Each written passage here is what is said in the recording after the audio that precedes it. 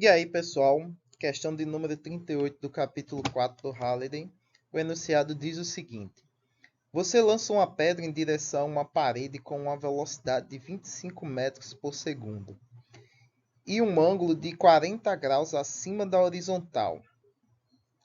A parede está a uma distância de 22 metros do ponto de lançamento da pedra. Letra A.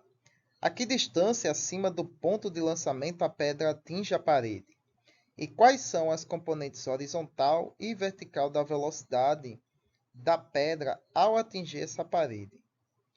E por fim, ao atingir a parede, a pedra já passou pelo ponto mais alto da sua trajetória? Então vamos lá. A nossa figura aí, que tem no enunciado do Halliday, né, no nosso livrinho lá, mostra o personagem, no caso aqui ele assume que é você que está lançando a pedra, enfrenta uma parede a uma distância de 22 metros.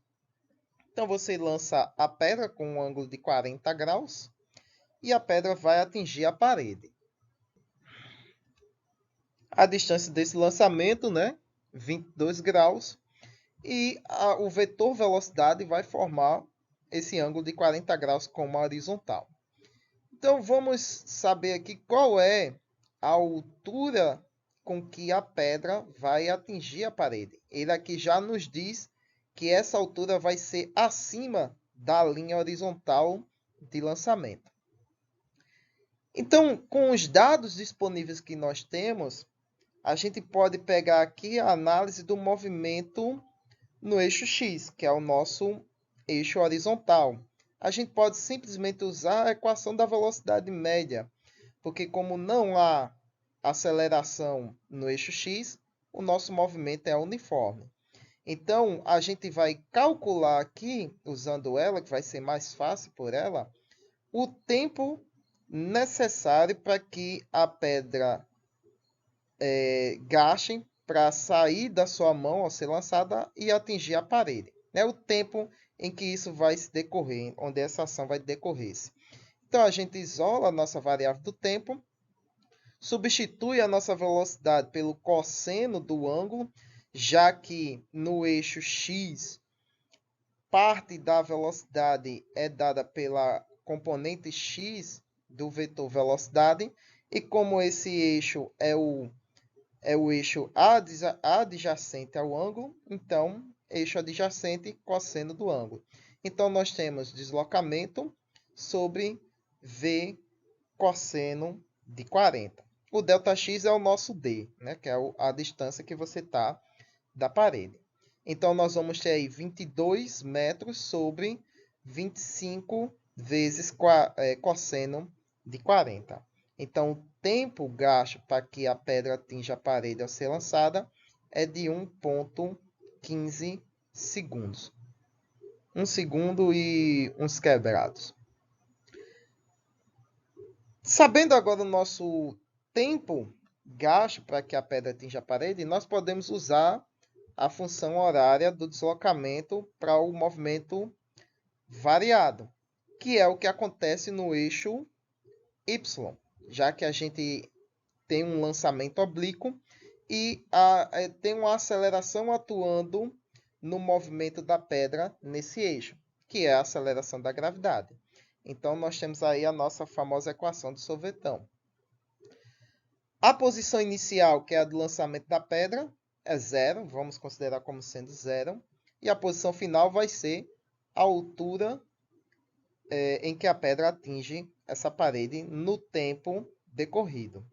Então, nós vamos ter aí a posição da pedra ao atingir a parede, vezes todos esses termos aí, né? A nossa aceleração ali é g, que é a gravidade, e a velocidade inicial no eixo y vai ser dada pelo vetor do módulo da velocidade vezes o seno de θ, já que o eixo y é a componente que representa aí o cateto oposto ao ângulo desse vetor velocidade.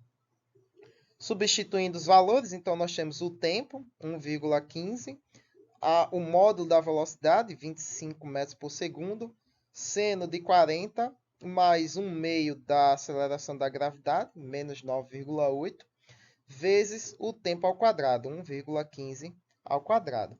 Então, nós vamos ter aí os dois termos, né? O primeiro termo vai dar 18,48, o segundo termo vai dar negativo 6,48. Então, fazendo a operação entre esses dois termos, nós vamos ter aí a altura da pedra de 12 metros.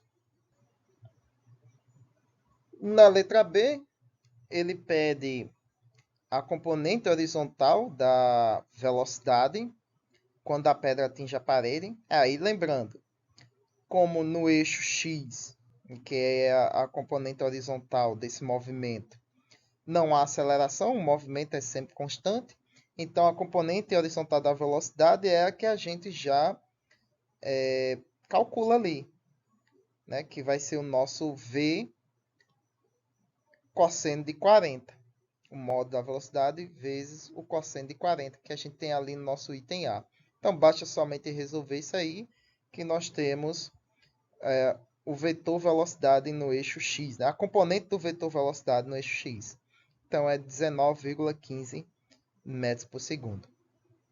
Já no eixo Y, a gente aplica a função horária da velocidade, porque a gente tem um movimento acelerado ali. Então, nós temos a velocidade inicial da componente Y, que vai ser dada por V seno de θ, menos, né, porque a gente está atribuindo aqui como sentido para baixo. Lembre-se, até agora aqui, a não ser que a gente diga o contrário, nas questões aqui, eixo Y, sentido para baixo é o sentido negativo do eixo Y. E como a aceleração é nesse sentido, menos G vezes o tempo gasto para a pedra atingir a parede. Então, substituindo os valores, a gente tem 25 seno de 40 menos G de T. Resolvendo aí, nós vamos ter 16,07 menos 11,27. E aí, a nossa componente da velocidade em Y vai ser de 4,8 metros por segundo. Na letra D, ele pede o seguinte: ao atingir a parede, a pedra já passou pelo ponto mais alto da trajetória? Bom, se você analisar a velocidade obtida na componente Y no item C, você vai notar que a velocidade ela é positiva. Então, isso significa que a pedra ainda está em processo de subida. Então, por esse argumento, você pode dizer que não, a pedra ainda não atingiu a sua altura máxima. Então, ela bate na parede antes mesmo de atingir a sua altura máxima. Um argumento é você dizer que a componente y da velocidade obtida no item C para o tempo decorrido que a pedra levou para bater a parede é positivo, ou seja, está no sentido positivo do eixo y. Então, ou seja, a pedra ainda estaria subindo. Mas se você quer um argumento melhor, a gente pode fazer o seguinte: pegar a função horária da velocidade, considerar nossa velocidade final como sendo zero e isolar o t. Por que como sendo zero? Porque o ponto máximo do lançamento oblíquo é quando a componente y da velocidade é zero, porque ela vai fazer a mudança do movimento, né? Ela sobe momentaneamente para e inverte seu movimento. Então, vai ser zero e aí isola o tempo, ficando V seno de θ sobre G. Então, daí a gente vai ter o tempo em que vai ocorrer a posição máxima dessa pedra. E aí nós temos o seguinte: substituindo os valores, a gente vê que para a pedra atingir a altura máxima seria necessário 1,64 segundos. E como a pedra atinge a parede em 1,15 segundos, isso significaria que ela ainda iria atingir a sua altura máxima. Porém, não vai acontecer, pois ela atinge a parede antes de obter essa posição. Muito bem, pessoal. Espero que tenham compreendido e até a próxima questão.